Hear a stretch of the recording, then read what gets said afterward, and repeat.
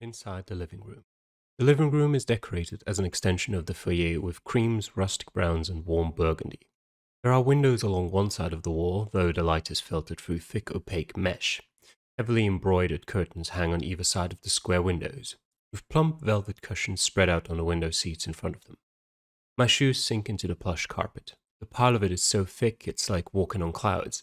An ornate Persian-style rug sits in the center, an antique coffee table atop it, with an assortment of stylish yet useless decorations arranged on its surface. A long, soft leather sofa has been placed to one side, and a few armchairs are spread about to fill the space. On the wall opposite is a large brickwork fireplace. I can't even hazard a guess as to where its chimney leads, as I hadn't seen one on the roof outside. A grandfather clock ticks away in one corner, and the reed diffuser on the table next to it must be where the light apple blossom fragrance is wafting from. The decor in this room alone must have cost more than some people spend on their first house. So, Farah says, drawing out the word as she notes my inspection of the room. What do you think of this place? I make to respond when Rebecca interrupts once again. We can leave the social talk for after this is done, she says, holding up a manila folder. You know there are better ways of keeping information now, I comment. Actual technology to make it quicker and easier. I could help you set it up. Ava steps closer to the group. The agency uses paper wherever possible to store or convey information. It's reliable and can't be hacked. It can be burned, it can be stolen. It can just, wither away. I wouldn't call it reliable. It can't be hacked, though. She's right with that. I purse my lips, guessing now is not the best time to argue that point. Rebecca takes a seat in the chair at the far end, able to look over the whole group like she's sitting at the head of some imaginary table. I watch as Unit Bravo suddenly converge around her and fall into place, seemingly out of habit. I shift in my own seat. The soft baroque fabric is comfy, but the high back of the chair is a little odd to settle into. As everyone is already aware, Rebecca begins, folding her legs and placing her hands delicately on the folder in her lap. The supernatural threats have not been quite as many as we had feared. So far, Morgan remarks. Rebecca ignores her. But their activity has increased by an amount that has us concerned. It seems they are being drawn here. Because of Jules? Nat asks, concern in her words. No one knows their identity, but it seems what Murphy did has had some kind of effect. That's not possible, Ava adds. When supernatural oddities or events like this have happened in the past, they've sometimes left a mark on the land that some of them don't even realize they're being drawn to. Oh, that's not impossible, sorry. At the mention of Murphy and what happened, I remain calm and unaffected. Murphy's name does little to affect me, my attention remaining completely on Rebecca and the conversation. I've buried it all deep enough that I'm able to keep my cool now so I can remain focused on what is ahead. Yet, even though my attention stays fixed, I can feel someone else's fall on me. The moment Murphy is mentioned, a sound of shifting comes from Farah's chair as she fidgets, her eyes flashing towards me. When I look over at her, she offers a smile that is tempered by the obvious worry that tugs at her. The gaze doesn't remain long, her focus flashing to one side before landing on Rebecca once again. So, more supernaturals are moving in, but they're not a threat? Farah asks, nose wrinkled in confusion. Ava nods. They seem to have no interest in anything beyond living their lives, and the agency doesn't need to be involved with them. Don't you govern them? I ask. Of course, Ava replies. The ones who wish to abide by agency rules are provided for and protected, but that doesn't mean we dictate their everyday lives. There are far too many supernaturals in the world for the agency to keep track of them all, Nat adds with a smile. The only time the agency would get involved is if they needed help. Or needed taking down, Morgan remarks in a sharp tone to which Nat frowns. Rogue supernaturals are very rare, Nat shoots back. Morgan gives a meaningful silence in reply, pushing herself up from the table and then leaving the room completely. Back to the point of the discussion, Rebecca says. The increase in supernaturals is a situation we will need to keep an eye on, but it's not urgent. There have been only a couple of incidents so far of supernaturals with an intent to seek out Jules. Only a couple. Great. I shift in my seat at that. But Unit Bravo has dealt with those swiftly. A large amount of pride hangs on her words as she says that. Now that things are settled with this home base, Jules will be able to keep better will be able to be kept better informed with regular meetings here and brought in if any further situations should arise. Her phone suddenly chirps in her pocket, so she excuses herself in order to head out of the room and take the call. Farah chuckles. Bet you're glad to be thrown back into the middle of all of this. Must have been boring these past couple of months, doing nothing but pushing paper around your desk. Can I nod? Uh, hmm. Hmm. That paper. Oh, I don't know, I say with a shrug. Paperwork can be very dangerous at times. Paper cuts, slip hazards, paper airplanes gone wrong. Farah tilts her head at me. What's a paper airplane? Both Ava and Nat are quick to jump forward at the question, obviously not wanting it to be explained. Nat then adds a smile, as with a smile.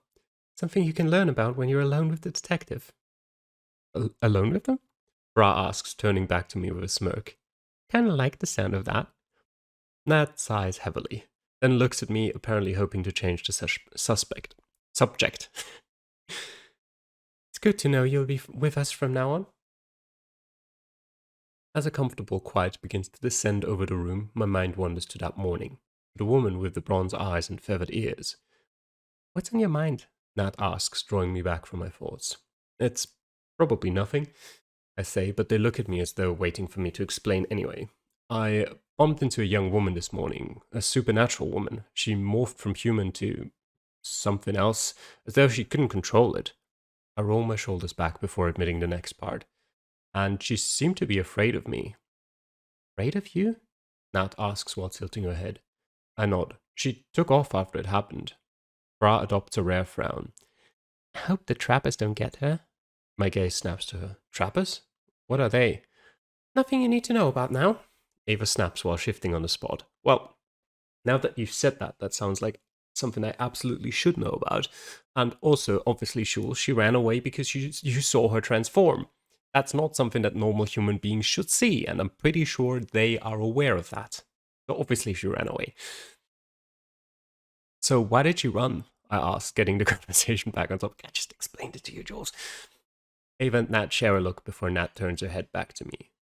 Your blood is very strong. Yeah, I'm sure that's it. And just the aroma of it, Ava adds. For supernaturals who are weaker than most, it'll be hard for them to control their veils around you. I frown. Veils? Some supernaturals, a lot actually, are able to hide their true forms by using what's called a veil, which is just a magical illusion to make them look human. Ava folds her arms. She was likely afraid of you because you broke through that illusion, and she was unsure of what you would do. Ra's shoulders slump. Not all humans accept supernaturals the way you have. It can be dangerous for those like us to reveal themselves to humans. Dangerous for both the supernatural and human, Nat said. Ava's lip lifts into a sneer. But most of the time only dangerous for the supernatural. Hmm.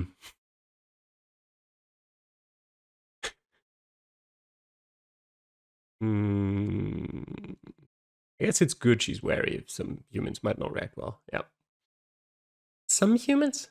Ava says, words little more than a sneer. Yeah, some, I reply just as sharply. Not all humans are the same, just as all vampires aren't. I'm here working with you, aren't I? Ava's sneer actually drops for a moment, as though only just now remembering I'm human. You're right, I apologize. You what? Rob blurts out so loudly that I flinch. Apologize? I didn't know you even knew the word. All right, Nat suddenly says, stepping forward with hands raised and giving a tense laugh. I think that's enough of that for today. I turn my head away, shocked at the apology, but I also wonder about the state of the supernatural world if Ava and even that girl have such bad opinions of humans. A sudden yell from the hallway breaks through the room. We all twist around to look at the door just in time to see Morgan storm inside. A pile of crumpled laundry clutched in her arms. Brah, she shouts again. Farah grimaces. Ah, shit. Morgan flashes across the room in a blur of motion. The laundry pile launched at Farah's feet. You put your laundry in mine one more time, I will burn every goddamn piece of clothing you own. Morgan continues to rant, one finger jabbing close towards Farah's face. Farah gives a sheepish smile, raising her hands up with a shrug. Guess he caught me. How did you think you would hide it? Morgan bends down to retrieve an item of clothing and thrusts it towards Farah. Do these look like something I would ever wear? The bright rainbow-striped socks dangle from her fingers. Maybe you should. Might help put a smile on that sullen face. Morgan growls, the sound reverberating from deep in her throat. Well, this certainly ruins some of the vampire mystique. It's only then, with Morgan back and talking for so long, that I realized the accent I'd had trouble identifying before is suddenly clear. My guess was that Morgan had been trying to mask it, and now I suppose she doesn't feel the need around me. At least that's what I like to think. It's still a lilting accent, my best guess being Greek. Oh yes, I know what a Greek accent sounds like. I have no idea.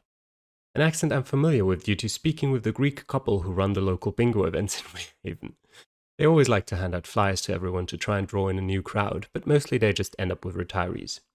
The gentleness of the accent contrasts so much with Morgan's sharpness that it's a little off-putting for a moment, and it sounds even more pronounced against Farah's New Orleans drawl.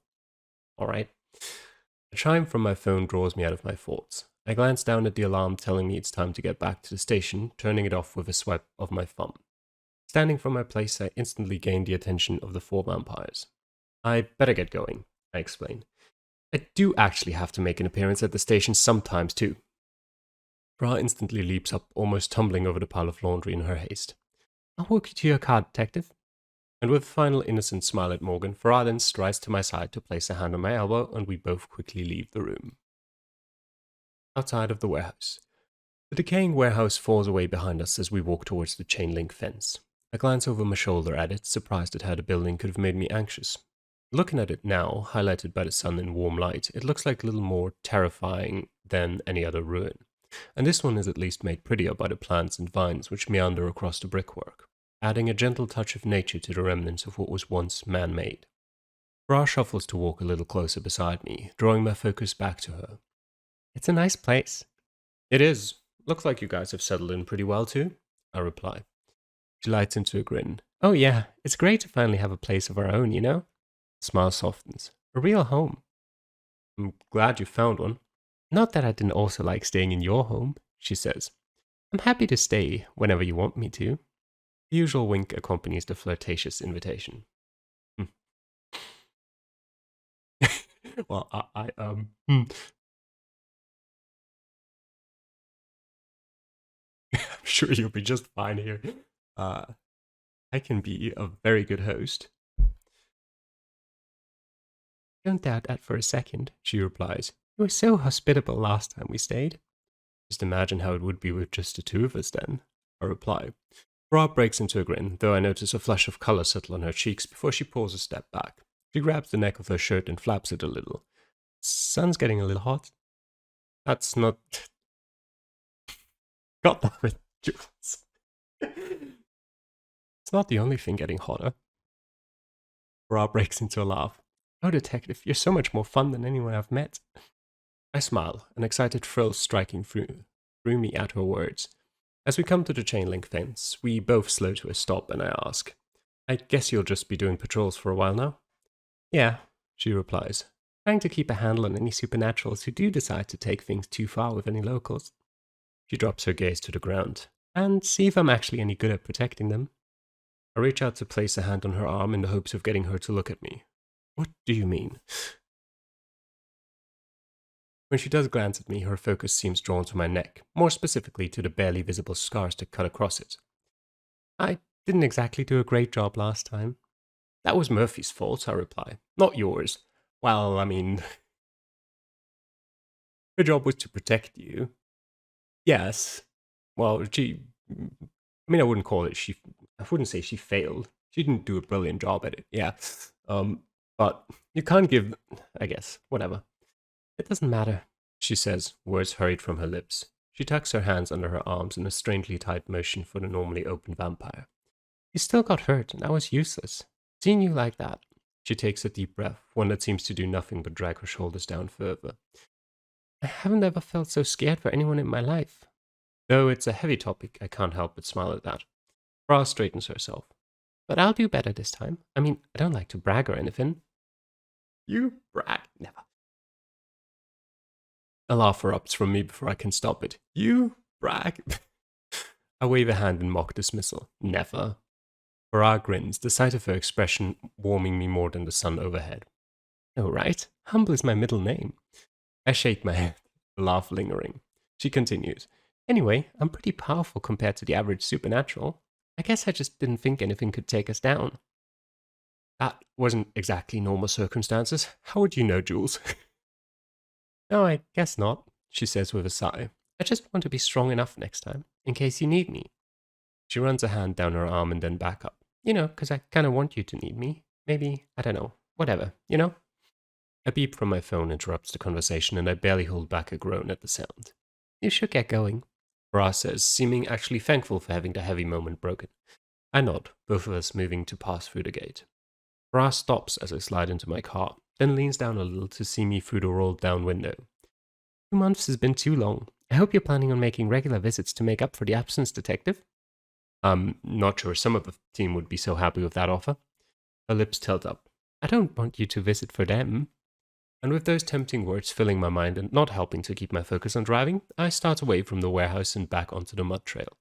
I only look back a few times to see Farah in a rearview mirror as I go. Just outside of the chain link fence.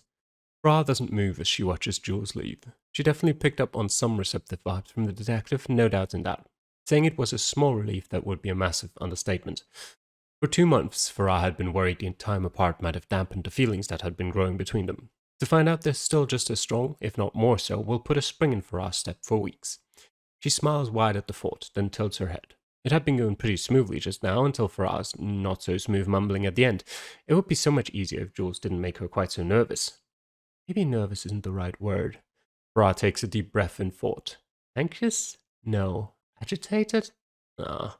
Totally excited and so happy that it's hard to think? Yeah, definitely. She grins again, then turns to head inside. Later that day, back at the station in the detective's office. Something on your mind, Detective? Verda asks as he enters my office with an electronic tablet in his hands. I shake my head. No, I was just wondering how come there is so much to do when nothing actually happens. I know the feeling. He chuckles, placing down the tablet in front of me. And speaking of work, I need you to look over these last tests from the Hobson incident. Wait, that's still ongoing? I ask, staring down at the screen. The details of the incident glare at me in stark black and white on a small monitor. Sonique Hobson is convinced someone is sabotaging her trophy-winning rose bushes by poisoning the soil. Yes, Verda replies. The soil samples have revealed the culprit. It seems to be... He shifts a little, clearing his throat. I flick my gaze up from the monitor to him. Seems to be? You know her husband has just bought that adorable Chow puppy? I give a nod. It's pretty darn cute. Just a massive ball of brown fluff that no one seems to be able to resist talking to as Mr. Hobson walks it around town. I know where this is going. It would appear he hasn't realized how potent that cute little pup's urine can be and just how destructive it can be to plants. God damn it, Jules.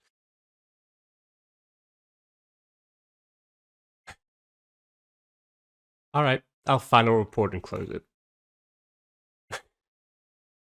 Very efficient of you, Detective, Verda replies. Truly Wayhaven's finest to take even this case so seriously.